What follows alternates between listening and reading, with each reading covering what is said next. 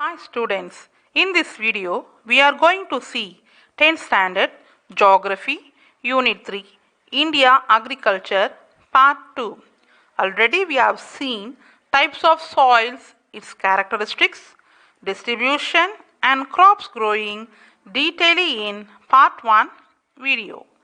Now let's see source of irrigation, modern irrigation method and types of farming detailedly in this video. What is irrigation? Watering of agricultural plants through artificial means is called irrigation. India has a hot climate with seasonal and irregular rainfall. It always needs irrigation to carry out agricultural activities, especially during dry period. Irrigation அப்படின்னா நீர்ப்பாசனம். வேளாண் பயிர்களுக்கு செயற்கை முறையில் நீரை கொண்டு செல்லும் முறை தான் நீர்ப்பாசனம் அப்படின்னு சொல்லி அழைக்கப்படுது. இந்தியா அதிக வெப்பநிலையையும் சீரற்ற பருவகால மழைப்பொழிவையும் கொண்டு இருக்கனால வறண்ட காலங்களில் வேளாண் நடவடிக்கைகளை மேற்கொள்ள நீர்ப்பாசனம் அத்தியாவசியமான ஒன்றாக இருக்குது. Sources of irrigation. In India, different sources of irrigation are used depending upon the topography, soils, rainfall, availability of surface or groundwater, nature of river, that is whether it is a perennial or non-perennial river, and requirements of crops, etc. The main source of irrigation used in different parts of the country are canal irrigation, well irrigation, and tank irrigation. நீர்ப்பாசன ஆதாரங்கள் அல்லது மூலங்கள் அப்படின்னு சொல்லி சொல்லுவோம். என்னது source of இரிகேஷன்னா அதான் அர்த்தம். நிலத்தோற்றம், மண், மழைப்பொழிவு, நிலநீர் மற்றும் நிலத்தடி நீர் இருப்பு, அதோட இருப்பு, ஆற்றினோட இயல்பு, அதாவது வற்றுமாறு, பெரினியல்னா வற்றுமாறு, நான் பெரினியல்னா வற்றாதல், எப்போதுமே அதில் தண்ணி இருந்துகிட்டே இருக்கும். அப்புறம் பயிர்களுடைய தேவைகள், இதை போன்றவற்றை அடிப்படையாக வச்சு பல்வேறு வகையான நீர்ப்பாசன வகைகள் பயன்பாட்டில் இந்தியாவில் இருக்குது. அது என்னென்னு பார்த்தோம்னா, அந்த வகைகள் என்னென்னு பார்த்தோம்னா, ஒன்று கால்வாய் பாசனம், அதாவது கேனல் இரிகேஷன்னா கால்வாய் பாசனம், வெல் இரிகேஷன்னா கிணற்று பாசனம், மற்றும் டேங்க் இரிகேஷன் அப்படின்னோம்னா ஏரி பாசனம் அப்படின்னு சொல்லி சொல்லுவோம். இந்த டயக்ராமை பார்க்கும் பொழுது கேனல்ஸ், அதாவது கால்வாய் பாசனம் 24% இருக்குது. தென் டியூப்வெல்ஸ், குழாய் கிணறு இல்லைனா ஆழ்துளை அப்படின்னு சொல்லி சொல்லுவோம். குழாய் கிணறு இல்லைனா ஆழ்துளை, போர்வெல் அப்படின்னு நம்ம சொல்கிறது, ஓகேவா? அது 46% யூஸ் பண்ணுறோம். அதர் வெல்ஸ், மற்ற கிணறுகள் அப்படின்னு பார்க்கும்போது 16% யூஸ் பண்ணுறோம். டேங்க்ஸ் 3%னா ஏரிகள், அந்த ஏரி எத்தனை 3% யூஸ் பண்ணுறோம். அதர் சோர்ஸஸ் அப்படின்னா பிற நீர் ஆதாரங்கள் அப்படி எவ்வளோ % யூஸ் பண்ணுறோம் அப்படின்னோம்னா 11% யூஸ் பண்ணுறோம். Now we are going to see all the irrigations one by one detailedly. First one, the canal irrigation. It is the second most important source of irrigation in our country. Canals are the effective sources of irrigation, especially in these areas of low level relief, deep fertile soils, perennial source of water and extensive command area. The canals are of two types.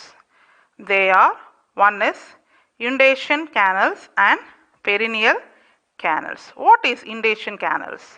In this type of canals, water is taken out directly from the rivers without making any kind of barrage or dam. Such canals are useful for the diversion of flood water from the rivers and remain operational during rainy season. Whereas perennial canals are developed from perennial rivers by constructing barrage to regulate the flow of water. About 60% of the canal irrigated area falls in the northern plains of India. அதாவது கால்வாய் பாசனம், canal irrigation அப்படின்னா கால்வாய் பாசனம். இது என்னது முக்கியமான நீர்ப்பாசனங்களில் ரெண்டாவது ஒரு இம்பார்ட்டன்ட் முக்கியமான ஒரு ரெண்டாவது வகையான ஒரு நீர்ப்பாசன முறையாகும். இது எந்தெந்த இடங்களில் எஃபெக்டிவாக இருக்கும் அப்படின்னம்னா, எந்தெந்த ஏரியாம்னா, அதாவது லோ லெவல் ஆஃப் ரிலீஃப்னா அந்த நிலத்தோற்றம் ரொம்ப தாழ்வான பகுதிகளையும் ஆழமான பகுதிகளையும் வளமான மண்கள் உள்ள பகுதிகளையும், அதாவது ஆறு பெரினியல் சோர்சஸ் ஆஃப் வாட்டர், தண்ணி எங்கெங்கே பற்றாக்குறைகள் இருக்கும் அந்த இடங்கள்லையும் இந்த கேனல்ஸை நம்ம யூஸ் பண்ணுவோம். இது ரெண்டு வகையாக நம்ம யூஸ் பண்ணலாம். ஒன்று இண்டேஷன் கேனல்ஸ் அப்படின்னா வெள்ளப்பெருக்கு கால்வாய், பெரினியல் கேனல்ஸ் அப்படின்னா வற்றாத கால்வாய் அப்படின்னு சொல்லிட்டு அர்த்தம். இண்டேஷன் கேனல் அப்படின்னா இதுலேருந்து என்ன ஆகும்னா ஆறுகள்லேருந்து தண்ணி என்ன பண்ணுவோம், டைரெக்டாக எடுத்து பண்ணி எந்த ஒரு டேமோ கட்டாதபடிக்கு இதுலேருந்து என்ன பண்ணுவாங்க, நேராக அந்த கால்வாயிலேருந்து தண்ணி எடுத்துக்குவாங்க. எந்த தண்ணி அதாவது தண்ணி வந்து எல்லாம் அடைச்சி எதுவும் பண்ண மாட்டாங்க. Such canals are useful for the diversion of flood water from the rivers to the remain. அதாவது என்ன பண்ணுவாங்க, இந்த மாதிரி இருக்கிற இடத்துல என்ன பண்ணுவாங்கன்னா டைரெக்டாக என்ன பண்ணுவாங்க, இந்த வெள்ளப்பெருக்கு தண்ணியை என்ன பண்ணுவாங்கன்னா வேறு பக்கம் திருப்பி விடுவாங்க. வேறு சோர்ஸஸ் ஆப்ரேஷன் இருக்குது, வேறு சோர்ஸஸ் மழைக்காலங்களில் வேறு பகுதிகளில் நம்ம திருப்பி விடுவாங்க. எக்ஸாம்பிள் நம்ம எடுத்துக்கிட்டோம்னா இப்போ காவேரி, நம்மளுடைய திருச்சியில் காவேரி ஆறு வந்து ஃபில் ஆயிடுச்சு அப்படின்னோம்னா அது என்ன பண்ணுவாங்கன்னா அதை கொள்ளிடத்துக்கு திருப்புவாங்க. சரி, அதை மாதிரி திருப்பி விடுறது. பெரினியல் கேனல்ஸ்னால் வற்றாத கால்வாய். இது என்ன ஆகும் அப்படின்னா இது வந்து தண்ணி வந்து எப்போதுமே இதில் இருக்காது. அதாவது என்ன பண்ணுவாங்க, தண்ணியை சேமித்து வச்சுக்குவாங்க. ஒரு அணை மாதிரி கட்டி, பேரேஜ் மாதிரி தடுப்பணைகள் கட்டி அது என்ன பண்ணிக்குவாங்க, கொஞ்சம் கொஞ்சமாக ரெகுலேட் பண்ணிக்குவாங்க வாட்டரை. எப்போ தேவையான அளவு அந்த வாட்டர் அதில் இருந்துக்கிட்டே இருக்கும். அந்த டேம்ஸில் வந்து தண்ணி இருந்துக்கிட்டே இருக்கும். பற்றாக்குறை நேரங்களில் நீர்ப்பாசனங்களுக்கு இந்த தண்ணீர் என்ன பண்ணுவாங்க, திறந்து விடுவாங்க. சரியா, மோஸ்ட்லி இது என்ன பண்ணும், 60% of the canal irrigated one area falls in the northern plains of India. Okay, now we are going to see the well irrigation. A well is a hole, usually vertical, dig in the earth for bringing groundwater to the surface. That is called well irrigation. The well irrigation is the most important source of irrigation. It is also cheap and dependable and popular source of irrigation in our country. Well irrigation is unavoidable in the region of low rainfall and becomes an essential one whether canals and tank irrigation are not available. It divided into two types, that is, one is open wells, the other one is tube wells. கிணற்று பாசனங்கிறது என்ன பண்ணுவாங்கன்னா பூமிக்குள்ளே ஒரு துளை போட்டு அது என்ன பண்ணுவாங்க, அதுலேருந்து நிலத்தடி நீரை பூமியுடைய மேற்பரப்பு கொண்டு வரதான் கிணற்று பாசனம். இது வந்து ரொம்ப இம்பார்ட்டண்ட்டான ஒரு நீர்ப்பாசன முறையாகும் இந்த கிணற்று பாசனம் அப்படிங்கிறது. இது ரொம்ப மலிவான, அதோட நம்பகத்தகமான, ரொம்ப பாப்புலரான ஒரு இரிகேஷன் நம்முடைய நாடுகளில் இது பயன்படுத்தப்படுது. எங்கெங்கே வந்து அந்த வெல் இரிகேஷன் யூஸ் பண்ணுவாங்க அப்படின்னா மழை கம்மியான இடங்கள்லேயும் ஏரி பாசனம் நீர்ப்பாசனம் இல்லாத இடங்கள்லேயும் இது என்ன பண்ணுவாங்க, இந்த கிணற்று பாசனத்தை யூஸ் பண்ணுவாங்க. சரியா, இது ரெண்டு வகைப்படும். ஓப்பன் வெல்ஸ் அப்படின்னா திறந்தவெளி கிணறு, டியூப் வெல்னா ஆழ்துளை கிணறு அப்படின்னு சொல்லி ரெண்டு வகைப்படும். Now we are going to see what is open well. This type of irrigation is widely practiced in the areas where groundwater is sufficiently available. For example, for this open wells, they are popular in the areas are Ganga Plains, Delta region of Mahanadi, Godavari, Krishna, Kaveri and parts of Narmada and Tapti valleys. அதாவது இந்த திறந்தவெளி கிணறு எங்கே வந்து பரந்த அளவில் வந்து உபயோகப்படுத்துகிறாங்க அப்படின்னா எங்கெங்கே நிலத்தடி நீர் அதிகமாக இருக்க, சஃபிஷியன்ட் அவைலபிள்னா நிலத்தடி நீர் அதிகமாக இருக்க இடங்களில் இந்த திறந்தவெளி கிணறை என்ன பண்ணுவாங்க, துளை போட்டு தண்ணி எடுப்பாங்க. இது எங்கெங்கே நம்ம மெயினாக எந்தெந்த இடங்களில் பார்க்கலாம் அப்படின்னா கங்கா சமவெளிகளை பார்க்கலாம், மகாநதி அந்த டெல்டாவில் பார்க்கலாம், டெல்டா பகுதிகளை பார்க்கலாம், கோதாவரி, கிருஷ்ணா, காவேரி மற்றும் நர்மதா அண்ட் தப்தி பள்ளத்தாக்குகளை இதை நம்ம பார்க்க முடியும். Next we are going to see tube well.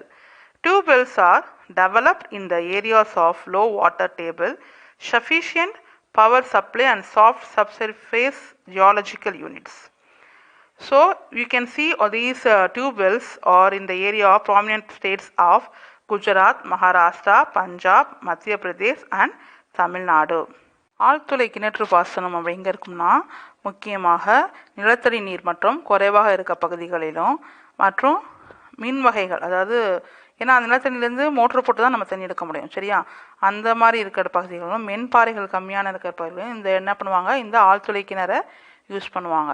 இது எங்கெந்த முக்கியமாக எந்தெந்த மாநிலங்கள் இருக்கும் அப்படி பயன்படுத்துகிறாங்க அப்படின்னோம்னா குஜராத்து, மகாராஷ்டிரா, பஞ்சாப், மத்திய பிரதேஷ் அண்ட் தமிழ்நாடு, இதிலெல்லாம் என்ன பண்ணுறாங்க, இந்த முறையை பயன்படுத்துகிறாங்க.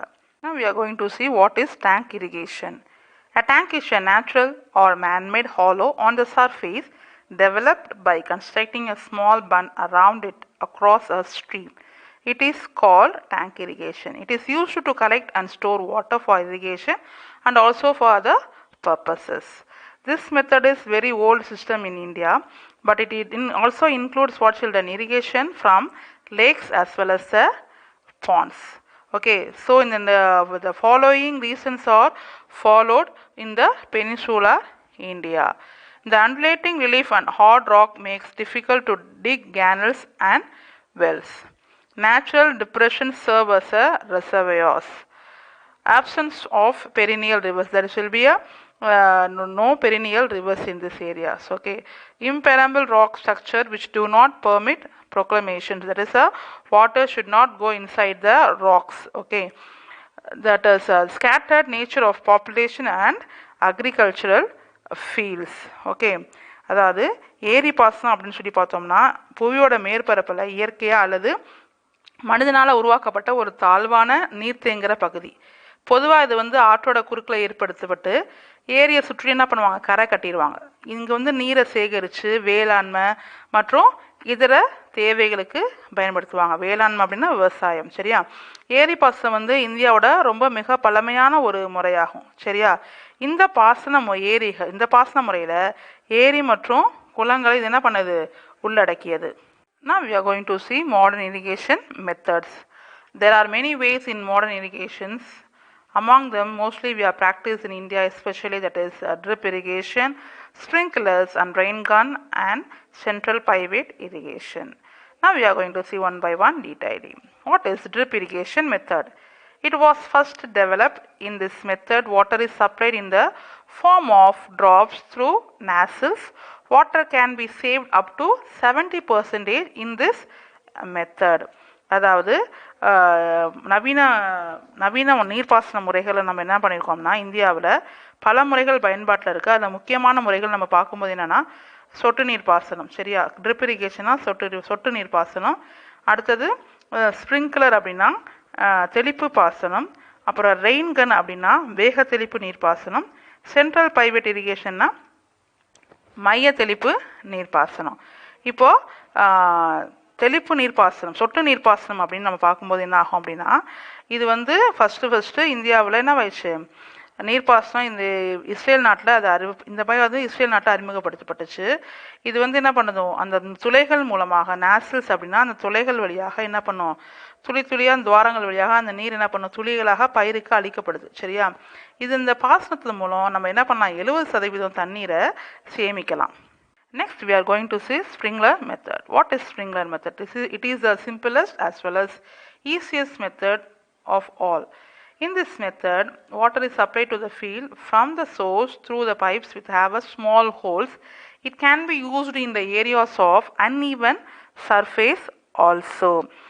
Then what is that is தெளிப்பு நீர்ப்பாசனம். ஸ்ப்ரிங்க்லர் மெத்தட்னா தெளிப்பு நீர்ப்பாசனம். இது என்னவாகும், ரொம்ப எளிமையான சுலபமான நீர்ப்பாசன முறை தான் அது. இந்த முறையில் என்ன பண்ணுவாங்க, அந்த குழாயில் போடப்பட்டிருக்க நுண்துளைகள் வழியாக அந்த நீரானது என்ன பண்ணுது, செடிகளுக்கு தாவரங்களுக்கு பாய்ச்சப்படுது. சரியா, இது என்ன பண்ணும், சமனற்ற நிலப்பகுதிகளில் கூட இந்த தெளிப்பு முறையை நம்ம பயன்படுத்தலாம். Next we are going to see the rain gun method. What is rain gun method? It is used to spread water like rain. It's look like a rain. Okay, continuously is coming, water is coming like a rain. It can be used to water the crops which grow up to 4 feet. It is useful to irrigate the crops like sugarcane and maize. Rain gun அப்படின்னா வேக தெளிப்பு நீர்ப்பாசனம். இந்த நீர்ப்பாசனத்தை நீர் என்ன பண்ணுது, அந்த குறுகிய அந்த குழாய் மூலம் டியூப் மூலம் என்ன ஆகுது அப்படின்னா 4 சென்டிமீட்டருக்கு உயரத்துக்கு பயிர்களுக்கு இந்த தண்ணீர் பார்த்து அடிக்கப்படுது. இது எப்படி இருக்குன்னா மழை பொழிகிற மாதிரி இருக்கும், ரெயின் மாதிரி மழை பொழிகிற மாதிரி இருக்கும். இதனால் இந்த முறையினால் பயனடைகிற பயிர்கள் நம்ம என்னென்னு பார்க்கும்போது கரும்பு மற்றும் சோள பயிர் வகைகள். Next we are going to central pivot irrigation. It is also called water wheel and circle irrigation. It is a method of crop irrigation in which equipment rotates around a pivot and crops are watered with sprinklers. That is called pivot irrigation. That is they set in the center children with the instrument. The water is spread like in all the sides. It's look like a circle form. Okay, அதாவது மைய தெளிப்பு நீர்ப்பாசனம் அப்படின்னு பேர். Central பைவேட்னா மைய தெளிப்பு நீர்ப்பாசனம். இதில் வந்து என்ன ஆகும்னா இது வந்து வட்ட வடிவ சக்கர வடிவத்தை நீர்ப்பாசனம் சொல்லி இதை அழைக்கிறாங்க.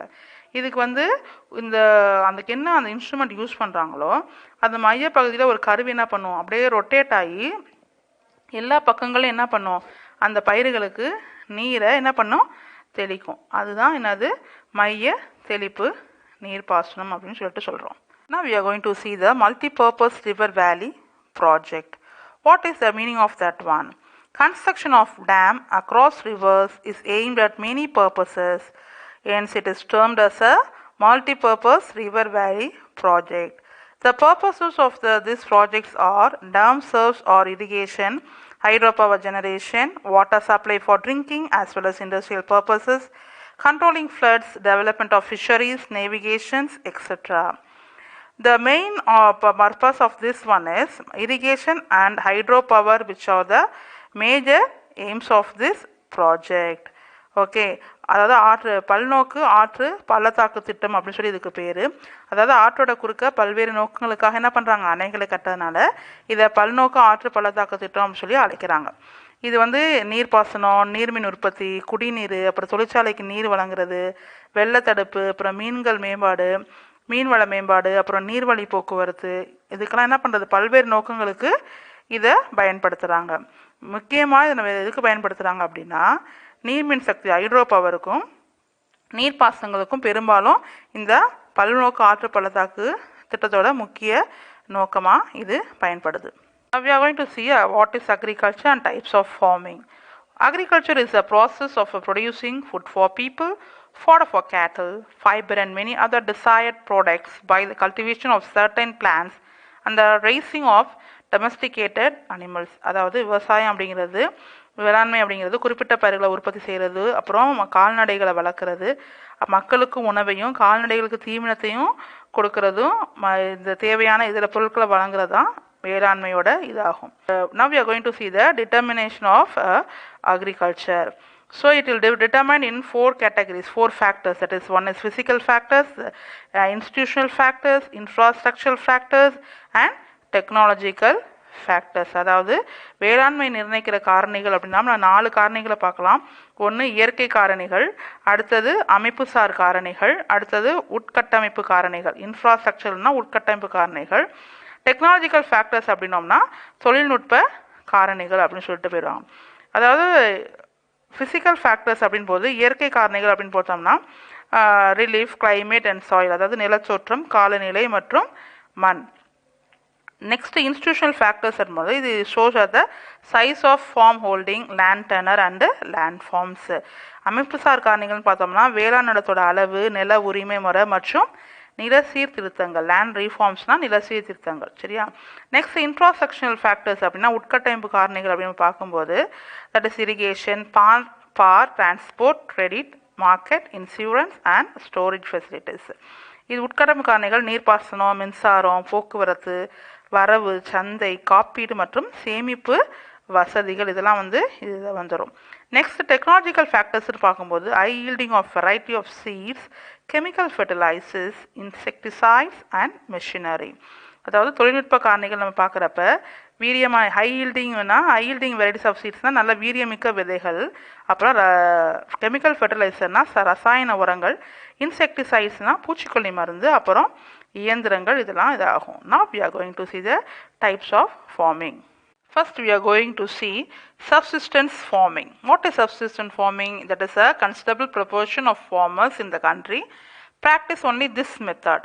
Farmers grow crops with the help of family members and consume almost the entire farm produce with little surplus to sell in the market. This is called subsistence farming. Preference is given to food crops in addition to the food crops. They have given to that one, that is a sugar cane, oil seeds, cotton, jute and tobacco are also cultivated in this farming. Traditional farming method results in low productivity. Subsistence farming அப்படின்னா தன்னிறைவு வேளாண்மைன்னு சொல்லி சொல்லுவாங்க. சரியா? இந்தியாவில் கணிசமான அளவில் விவசாயிகள் வந்து என்ன பண்ணுறாங்க, இந்த தன்னிறைவு வேளாண்மையை தான் வந்து முறையை பயன்படுத்துகிறாங்க.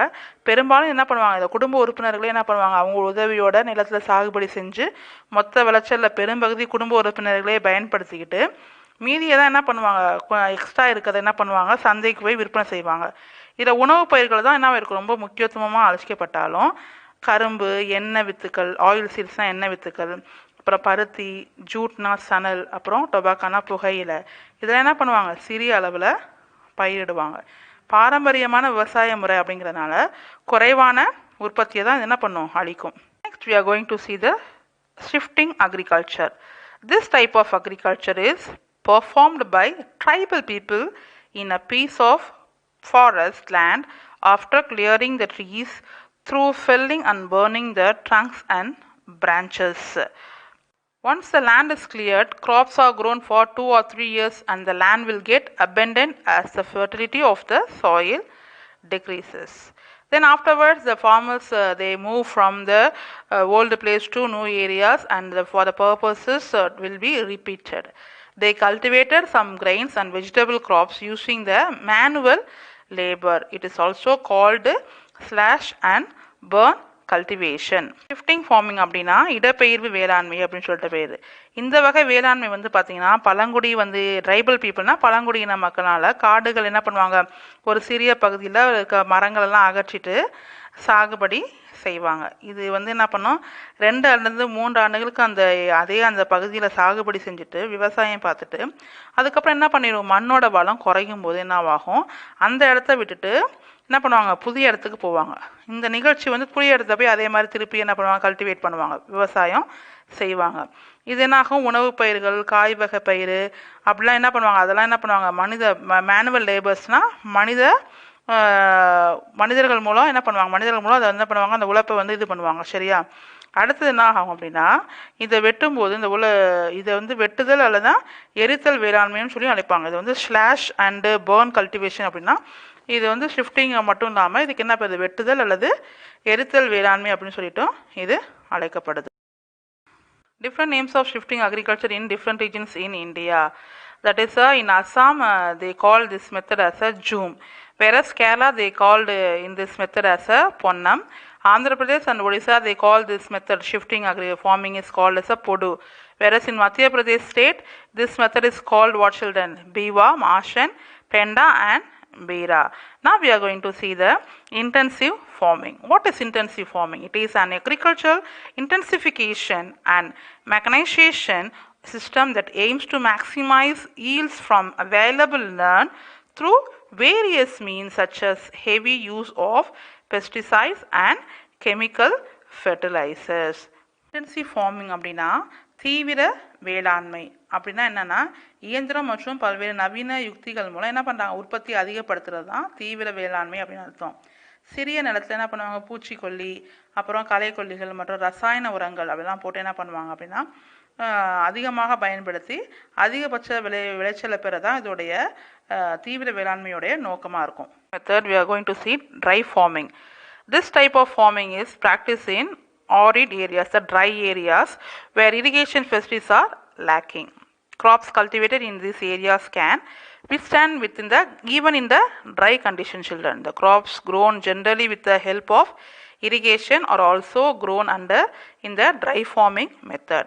In such circumstances, the yields are generally what children, it always low because the area is arid area. Most of the areas under dry cultivation entertain only one crop per year. Dry farming அப்படின்னா வறண்ட நில வேளாண்மைன்னு சொல்லி தமிழில் சொல்லுவோம். சரியா, அதாவது நீர்ப்பாசன வசதி இல்லாத வறண்ட பூமி, ஆரிடு அப்படி பகுதி ஏரியாஸ்னால் வறண்ட பூமிகளில், சரியா, வறண்ட பகுதிகளில் இந்த முறையான வேளாண்மை வந்து பின்பற்றப்பட்டு வருது. இந்த பகுதியில் வந்து என்ன பண்ணுறாங்க, பயிரிடுற பயிரை வந்து வறட்சியை தாங்க, ட்ரை கண்டிஷனில் கூட அதை வந்து என்ன பண்ணிக்கும், இது வந்து இந்த பயிர்கள் அதை வந்து பேர் பண்ணிக்கும். பாசன வசதி உதவியோடு பயிரிடப்படுற பயிர்கள் வேளாண்மையின் கீழே வந்து என்ன பண்ணுறாங்க, பயிரிடப்படுகிறது. இத்தகைய சூழ்நிலையில் என்ன பண்ணுன்னா விளைச்சல் பொதுவாக என்னவாக இருக்கும், ஆட்டோமேட்டிக்காக குறைவாக இருக்கும். ஏன்னா இதில் வந்து ஃபர்டைலாக இருக்காது soil, no water facilities, proper water facility, அதனால் இது என்னவாக இருக்கும், இது வந்து விளைச்சல் குறைவாக தான் இருக்கும். பெரும்பாலான பகுதிகளில் ஒரு ஆண்டுக்கு என்ன பண்ணுவாங்க, ஒரு பயிர் மட்டும்தான் இதில் பயிரிடுவாங்க. We are going to see mixed farming. What is mixed farming? It is defined as a system of form which includes crop production, raising livestock. Livestock means what, children? Grown there, that is a cow, sheep and hen, like that, etc. Okay. Poultry, fisheries, beekeeping, etc. Okay. Poultry means what, children? To grow the what, children? Hens. Okay. Then fisheries means that you know that one, to grow fish, and beekeeping means to grow the bee, and as well as what, children? We are collecting the honey from that one. Okay. To sustain and satisfy as many needs of the farmer as possible. அதாவது mixed farming அப்படின்னா கலப்பு வேளாண்மை அப்படின்னு சொல்லி அர்த்தம். இந்த கலப்பு வேளாண்மை என்ன பண்ணாங்கன்னா கிராப் ப்ரொடக்ஷன், பயிரிடுதல் மட்டும் இல்லாமல் என்ன பண்ணுவாங்க, லைவ் ஸ்டாக் அப்படின்னா கால்நடை வளர்ப்பு, அதுக்கப்புறம் போல்ட்ரினா கோழி வளர்ப்பு, ஃபிஷரிஸ்னா மீன் வளர்ப்பு, பீ கீப்பிங்னா தேனி வளர்ப்பு, அதெல்லாம் என்ன பண்ண போன்ற எல்லாத்தையும் சேர்த்து பண்ணுற கூட தான் மிக்சடு ஃபார்மிங் அப்படின்னு சொல்லிட்டு அர்த்தம். சரியா? இது விவசாயிகளுக்கு பல தேவைகள் என்ன பண்ணுது, பூர்த்தி செய்கிறது. The last one we are going to see the terrace farming. This type of cultivation is practiced especially in the hilly areas where lands are of sloping nature. The hill and mountain slopes are cut to form terraces, and the land is used in the same way as in permanent agriculture. Soil erosion is also checked due to terrace formation on hill slopes. Terrace farming அப்படின்னா படிக்கட்டு முறை வேளாண்மைன்னு அர்த்தம். இந்த வேளாண்மை முறையில் மலை பிரதேசங்களில் பெரும்பாலும் இது வந்து பின்பற்றப்படுது. இந்த பகுதி நிலங்கள் என்ன வந்து இயற்கையாகவே சரிவு அமைப்பு என்ன பண்ணுச்சு கொண்டது. சரியா? மலைச்சரிவு பகுதிகளில் சமப்படுத்தப்பட்டு நிலம் நிலையான வேளாண் பகுதிகள் போலவே என்ன பண்ணுது, இது பயன்படுத்தப்படுது. ஏன்னா சமமான நிலப்பகுதி வந்து குறைவாக இந்த பகுதியில் இருக்குது. படிக்கட்டு நிலங்கள் என்ன பண்ணுது, சிறிய சமமான நிலப்பகுதிகளாக உருவாக்கப்படுது. மலைச்சரிவுகளில் உள்ள படிக்கட்டு முறை அமைப்பு என்ன பண்ணுது, ஸ்டாப் த சாயில் எரோஷன், மண் அரிப்பை இது தடுக்குது. I hope you all understand source of irrigation, modern irrigation method and types of farming in this video. Next video we will see major crops cultivated in India. Thank you.